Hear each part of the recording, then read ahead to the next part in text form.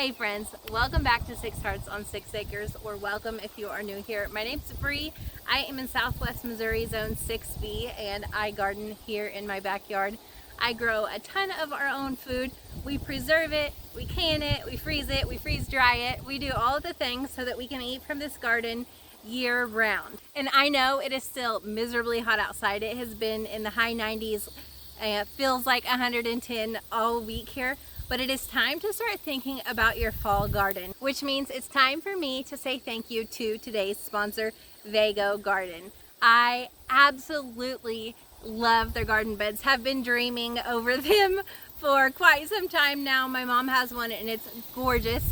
And they have partnered with me to plant my fall garden this year. I'm super excited.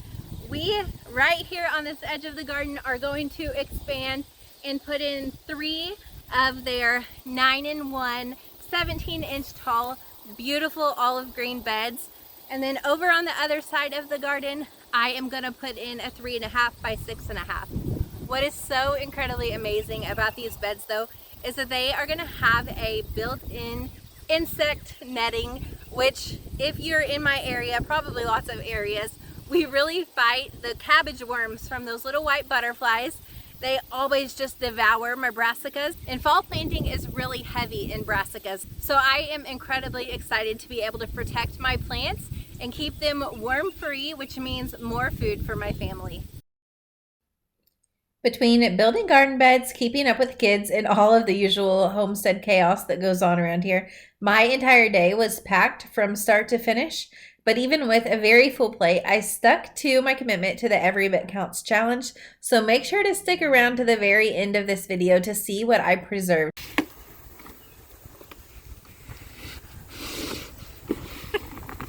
I'm not strong enough. There.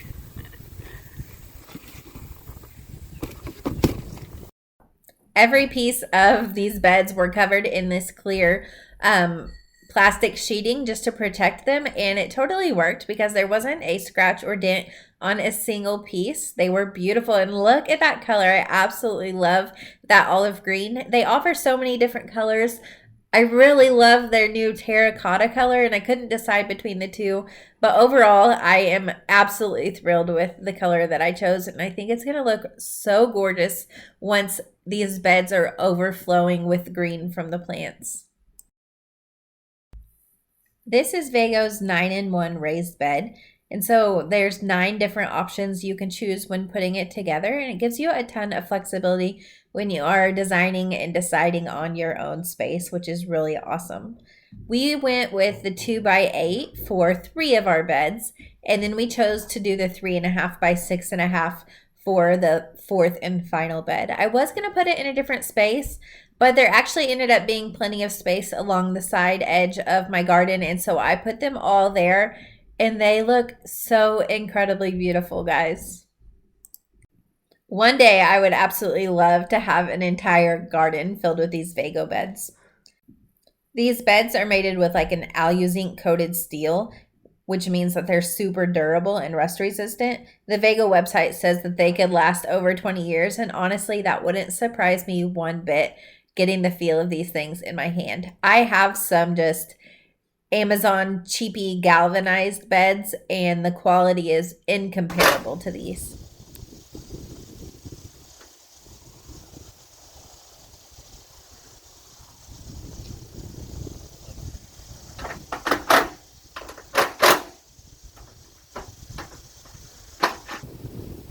We just completed putting together our first bed, and I'm absolutely obsessed already. The color is gorgeous. It feels sturdy and strong, and I love it. I know this is going to make a great addition to my garden, and I cannot wait to see it filled full with broccoli and cauliflower and cabbage and kale. It's going to look incredible. The last thing I have to do is put on the top of this bed. This is just a rubber protectant, so when you're leaning over these beds harvesting, it's comfortable on your arms. You don't get any scrapes or scuffs, although it's not incredibly sharp even without this, but this will make it even better.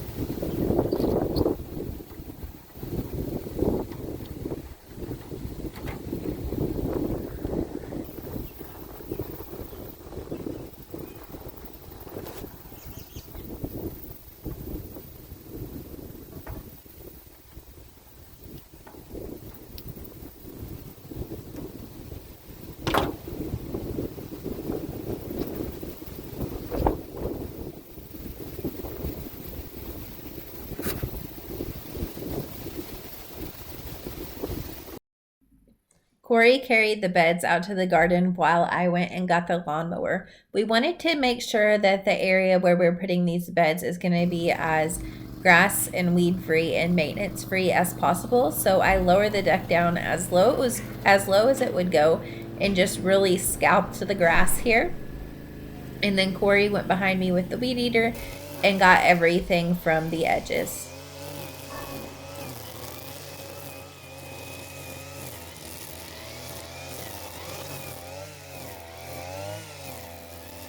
We are so lucky to have this huge pile of wood chips available to us in our field. There is a guy here locally to us that does a tree cutting service, and I have him bring me his extra wood chips and pile them in my field so I can use them at any time. They're a great way to do my garden walkways and really have come in perfect in a situation like this where I want to expand the garden. I really, like I said, wanted to make sure that this area is as maintenance free as possible. So I also wanted to go in with some cardboard underneath the wood chips in the area that the beds were going to be. We have a terrible crabgrass problem here, and I have such a hard time keeping it out of my garden. So I'm taking every precaution possible and putting this cardboard down first. I did go ahead and take all the tape off because I don't want that in my garden. It would take forever to decompose, and who wants plastic around their vegetables? Not me.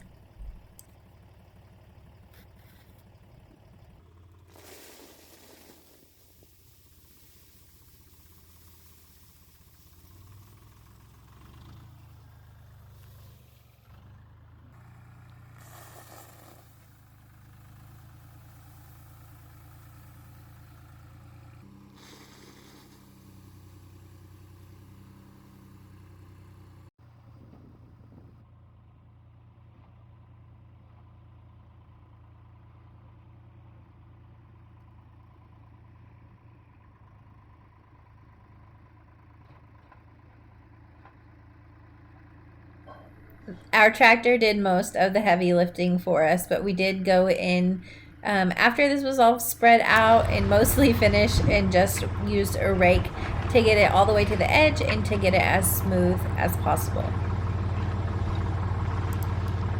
Right there.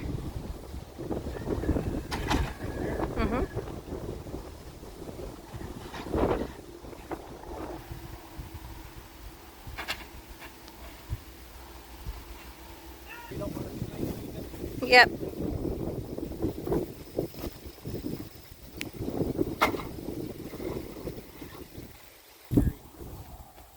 These beds are tall. They are 17 inches, and I didn't want to fill the entire thing with soil because of cost. So we used the hugelkultur method, or kind of our own version of it. So for the bottom half, we just used the wood chips we had out in the field and filled that. This eventually is going to break down and build some really rich soil over time. Traditionally, people use logs that are starting to decay, but we didn't have that around, and I figured this would work just as well, even though it's fresh, because it is such small pieces. Once those beds were half full and that was pretty well evened out, I got to work on filling these. Corey had to leave and go check on our cows, so this job was completely up to me. I showed you guys a few videos back the huge truck full of Miracle-Gro organic soil that I had got on sale, and I purchased that especially for these beds. Now, like I said in that video, Miracle-Gro is not my favorite. It's not a choice that I would have usually made. But I got these bags for $2 a piece, and you definitely cannot beat that, especially when you have 4 big beds to fill. Each of these beds took anywhere from 12 to 14 bags of soil. And then once I had all of that done, I topped them off with compost that we got from cleaning out our chicken coop. It wasn't hot compost. It had been sitting for anywhere from a year to 6 months, depending on what part of the pile I took it out of. So it was well broken down. Once all those beds were topped with that chicken manure compost, I then went ahead and also topped them with some worm castings, which is just worm poop. That really helps to add organic matter into your soil, and it adds a lot of just nutrients that your plants need. And then I finished off the beds with some bone meal. Bone meal provides calcium and phosphorus for plant growth, and it's just another great source of nutrition. I would have liked to add some blood meal as well, but I was out, so that's something that I am going to pick up from the store and top these beds with as well.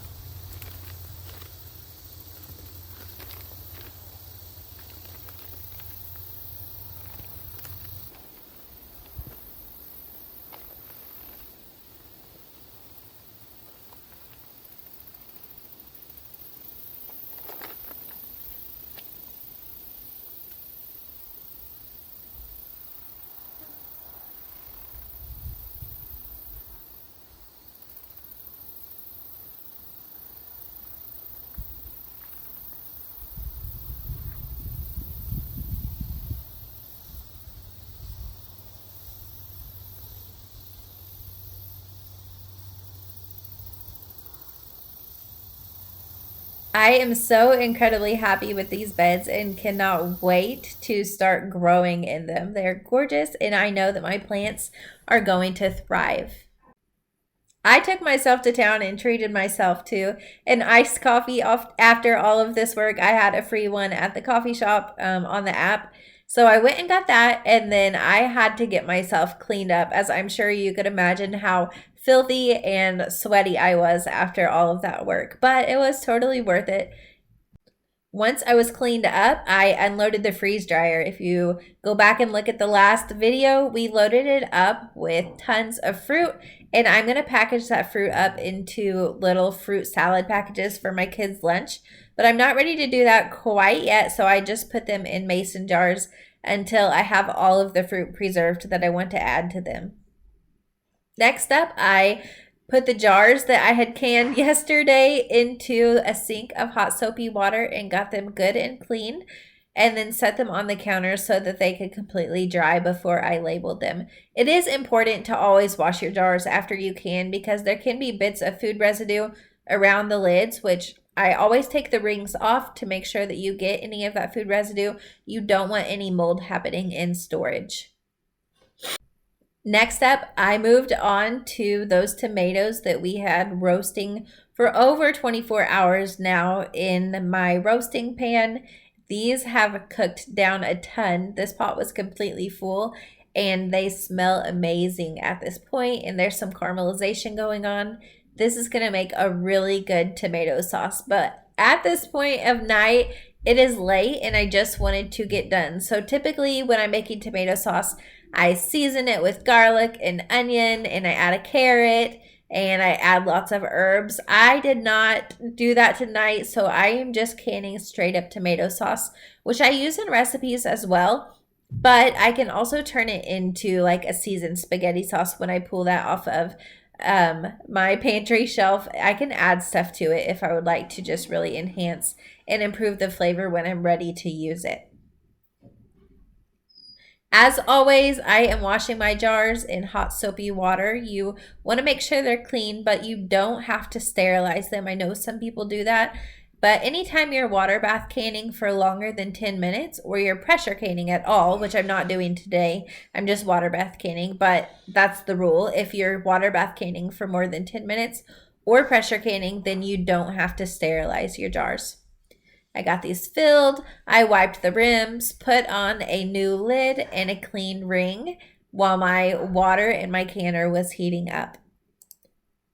Corey absolutely loved those zucchini quick pickles that I made a few videos back, and as you can tell, that jar is empty, but there's still brine in there, and we're not going to let that go to waste.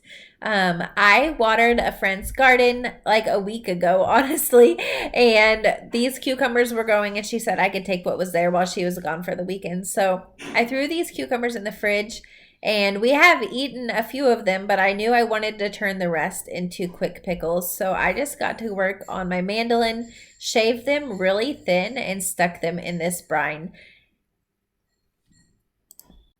Even though that brine is cold, once they sit in the fridge for like 24 to 48 hours, they will soak up all of that flavor, and they'll be just as good as the zucchini pickles were. I know I didn't do a ton of preserving today, but I think that that's kind of the point of the challenge. Every single bit does count. If even if it's a ton like I did yesterday with all of those peaches, or if it's just a tiny bit like I did today, just putting up bits and pieces and not having a huge project in front of you. As long as you are using the food that you have in front of you, not letting it go to waste, and preserving what you can to eat at a later time, I'm going to call that a success. I personally am really happy with that. I then finished out this night by labeling all of the jars that I canned yesterday. We did that peach salsa, the peach barbecue sauce, and the smoked salsa. And I'm going to go ahead and get those moved down into my basement where I store all of my canned jars.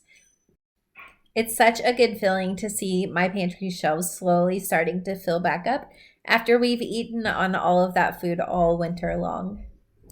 It was a full day, but honestly, I am so thrilled with the progress I made, both in the garden and here in the kitchen.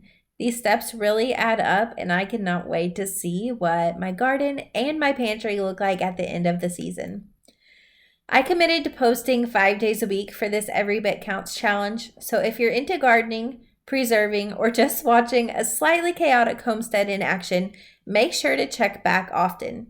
And leave me some love in the comments below. Let me know what you're preserving this week, and I will catch you in the next video. Until I see you then, may God bless.